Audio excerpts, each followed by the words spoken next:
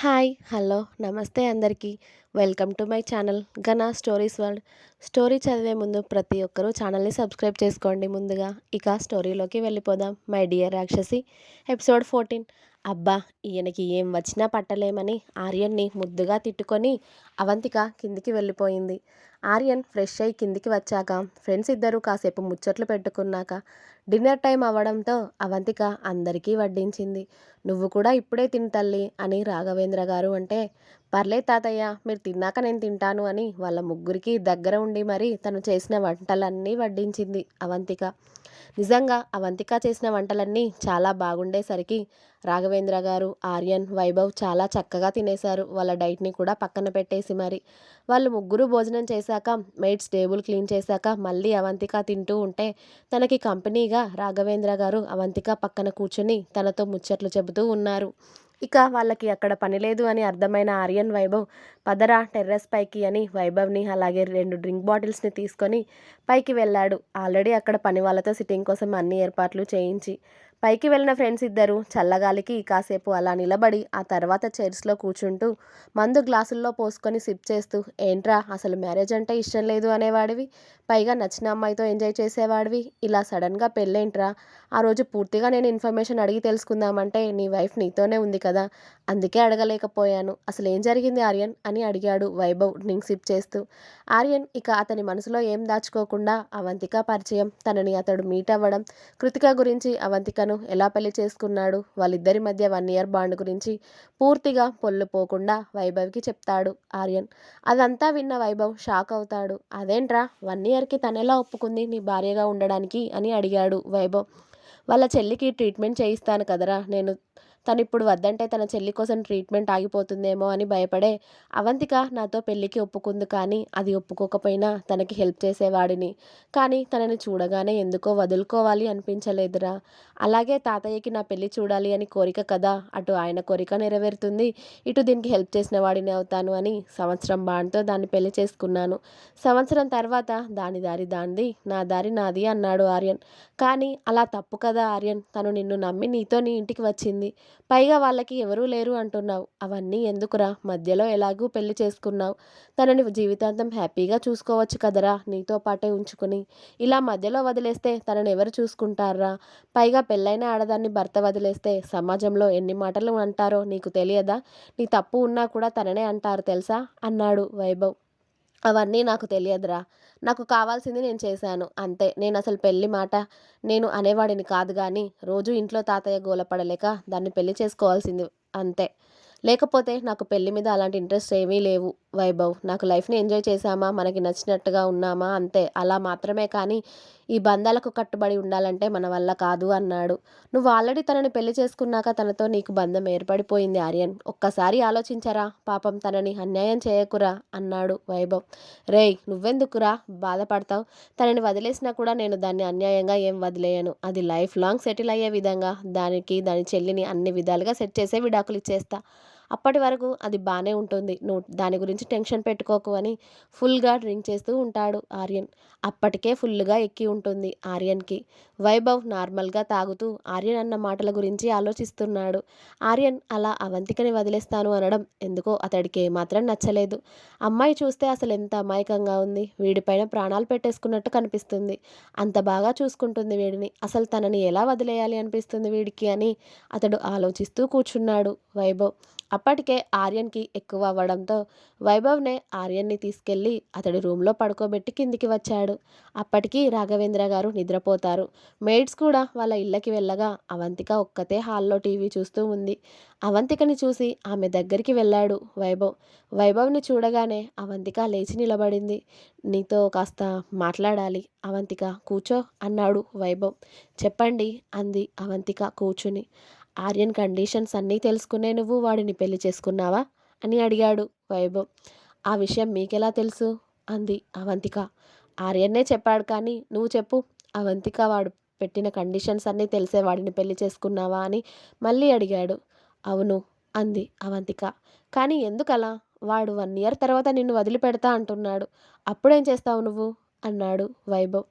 ఆయనని నేను మార్చుకుంటానండి. మా బంధం ఒక్క సంవత్సరం వరకు కాదు, జీవితాంతం వరకే ఉండాలి అని నేను కోరుకుంటున్నాను అని అంది అవంతిక. వాడు మారతాడు అనుకున్నావా అవంతిక అన్నాడు వైభవ్. నా ప్రయత్నం నేను చేస్తానండి అని చెప్పింది అవంతిక. నీ చెల్లికి లైఫ్ ఇవ్వడం కోసం నీ లైఫ్ని ఇరకాటంలో పడేసుకున్నావు నువ్వు, నీకు అది అర్థమవుతుందా అని అడిగాడు వైభవ్.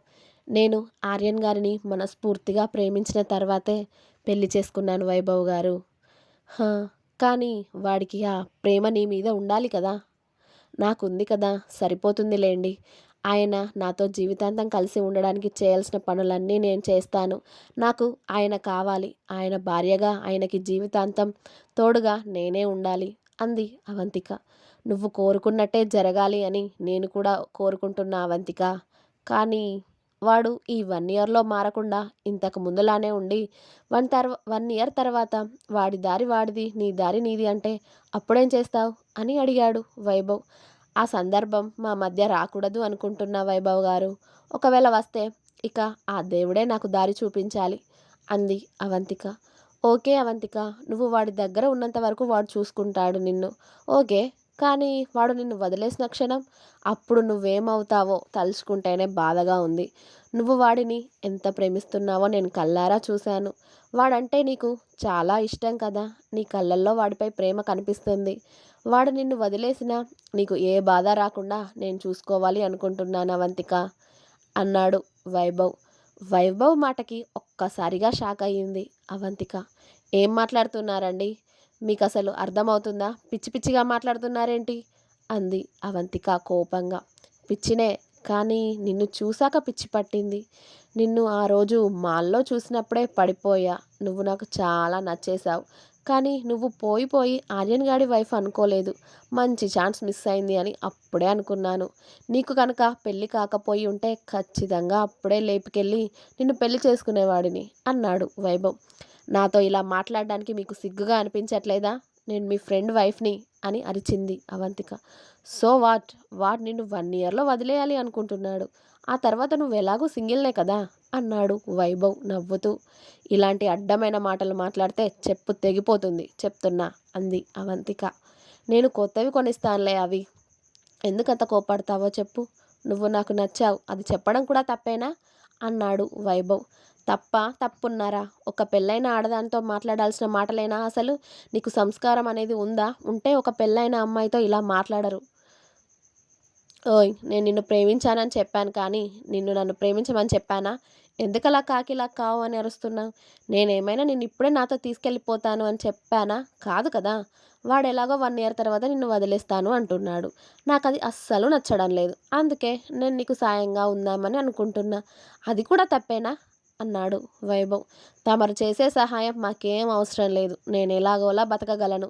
మీ దయాదాక్షిణ్యాల మీద బతకాల్సిన అవసరం కానీ అయినా అయినా నన్ను వదిలిపెడతారని ఎందుకు అనుకుంటున్నారు మీరు అంది అవంతిక. 1 ఇయర్ తర్వాత వాడే వదిలిపెడతానని చెప్తున్నాడు కదా. పైగా బాండ్ మీద సంతకం కూడా చేసి ఇచ్చావంట నువ్వు. మరి ఇంకేంటి, నువ్వు వదిలిపెట్టను అన్న ఆ బాండ్ కూడా ఉంది కదా, అదే మిమ్మల్ని విడదీస్తుంది అన్నాడు వైభవ్. ఎవరైనా ఇద్దరు భార్యాభర్తలు విడిపోతున్నారంటే విడిపోకుండా చూడాలి కానీ ఇలా ఎప్పుడు విడిపోతారా, పక్కనోడి పెళ్ళాన్ని ఎప్పుడు నాతో తీసుకెళ్దామని చూడకూడదు. అసలు మీలాంటి వంకర బుద్ధి ఉన్న వాళ్ళని చూస్తే అసహ్యం వేస్తుంది. ముందు మీరు మా ఇంట్లో నుండి వెళ్ళిపోండి అని అరిచింది అవంతిక. కూల్ కూల్ బేబీ, అరిచి ఆరోగ్యం పాడు చేసుకోకు. ఏదైనా హెల్ప్ కావాలి అంటే నన్ను అడగడం మర్చిపోకు. నీకు 24 గంటలు నేను అందుబాటులో ఉంటాను, ఓకేనా? Just chill baby.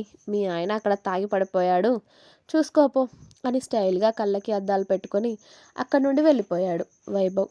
అసలు వీడిలాంటి వాడు ఆర్యన్ గారికి ఎలా ఫ్రెండ్ అయ్యాడు? అసలు ఆయన ఇలాంటి వాళ్ళని ఎందుకు దగ్గరికి రాణిస్తున్నారు? దొంగ మొహమోడు, నాకు పెళ్ళయిందని తెలిసినా కూడా ఎలా మాట్లాడుతున్నాడో చూడు.